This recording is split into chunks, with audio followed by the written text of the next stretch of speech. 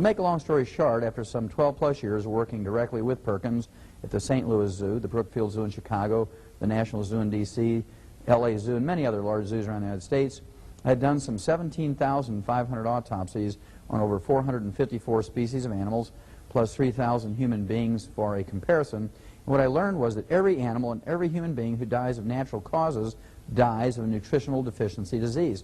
And I got all excited about nutrition again, and I wrote 75 scientific papers that were in medical journals and veterinary journals, international pathology journals.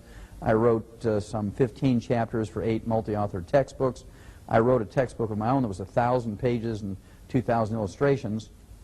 And through the news releases of the large universities I worked with, I was on 20/20 with Hugh Downs and Geraldo before he got his nose broke for the first time. And through the news releases, again, through the universities, I was in some 1,700 newspapers around the world through the UPI and AP Newswire service.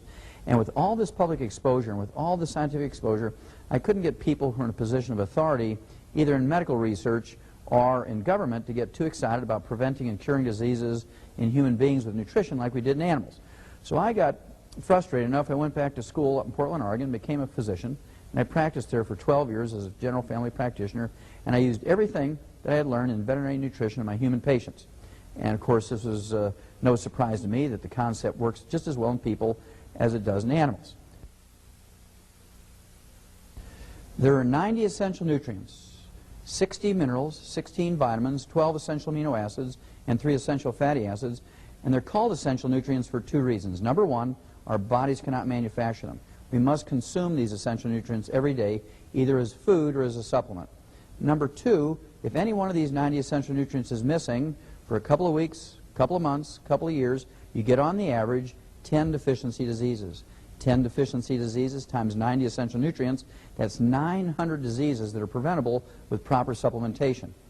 And the nice thing about this concept is, if you have any of these 900 deficiency diseases and you supplement properly, you have every honest expectation of getting some significant benefit. Many people will get 100% better.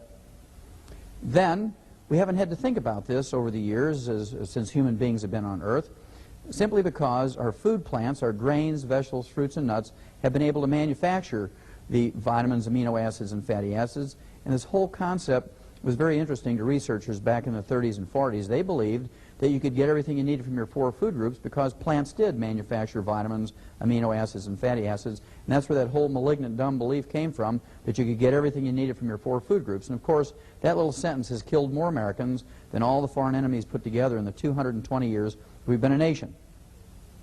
Now, you notice I didn't talk about minerals. Minerals are a different concept. Minerals cannot be manufactured by plants, as we've already said. And as a result, you have to consciously supplement with minerals. You can get some vitamins. You can get some vitamin A and beta-carotene and vitamin C and vitamin E from your grains, vegetables, fruits, and nuts, but you cannot get minerals. You cannot guarantee you're going to get minerals, so you must supplement with minerals for this reason. How important are minerals? Well, they're used as cofactors for vitamins. You cannot use vitamins without mineral cofactors. You cannot use enzymes. You cannot use hormones. You cannot use DNA, RNA, chromosomes. You cannot even use oxygen without mineral cofactors. That's how important they are. Secondly, minerals do not occur in a uniform blanket around the crust of the earth. Minerals occur in veins like chocolate ripple ice cream. And you know, chocolate ripple ice cream is 99% vanilla, and it's just 1% chocolate. And here's our problem. Plants cannot manufacture minerals. Minerals do not occur in a uniform blanket around the crust of the earth. They make up 2/3 of the 90 essential nutrients. 60 minerals out of 90 nutrients, 2/3 of the 90 essential nutrients are minerals. That's how important they are. Now, one of the things that cause problems, in addition to plants not being able to manufacture minerals and minerals not occurring in a uniform blanket around the crust of the earth, is that we've used a simple fertilizer for the last 100 years in the United States called NPK, nitrogen, phosphorus, potassium. And the simple fertilizer gave the farmers the maximum yield in terms of tons and bushels per acre. Nobody gave a farmer any kind of tax break or cash incentive to make sure that you and I got all 60 essential minerals. That's our own responsibility. Farmers grew tons and bushels. Now, one of the things I want you to pick up, one of the things I want you to get, is a copy of U.S. Senate Document 264.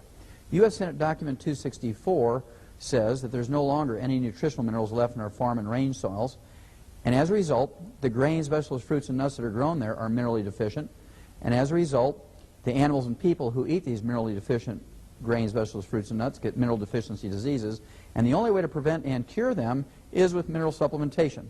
Now, to me, the scary thing about U.S. Senate Document 264 is that it was written and published in 1936. 1936. And at that time, we began to put vitamins and minerals and trace minerals into animal feeds to make up the difference. And, of course, since that time, we've been able to prevent and cure all kinds of diseases in animals with these nutritional formulas. Unfortunately for human beings, we got wonder drugs in 1936. We got sulfa drugs in 36. We got penicillin in 38. And we got cortisone in 42. And it was very easy for the medical profession to con the American public into believing they would find a wonder drug to fix everything. If we just gave them enough money for research, and if we faithfully watched Dr. Marcus Welby, MD, that they would find a wonder drug to fix everything. Well, you don't believe that anymore. That's why you're here, because you don't believe this anymore. You cannot get everything you need from your four food groups, and you must supplement with your vitamins and your minerals. There are 5 early warning symptoms that even a 5-year-old can recognize when you have mineral deficiencies that are dangerous and life-threatening. Number 1 is white, gray, and silver hair. White, gray, and silver hair indicates a copper deficiency because copper is required to manufacture hair pigment. Doesn't matter if your hair color, if your original hair color is blonde or red or brown or black.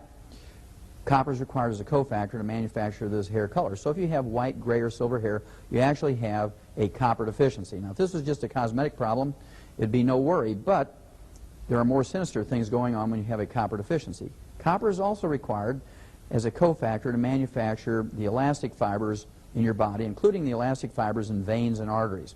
When you get a breakdown of the elastic fibers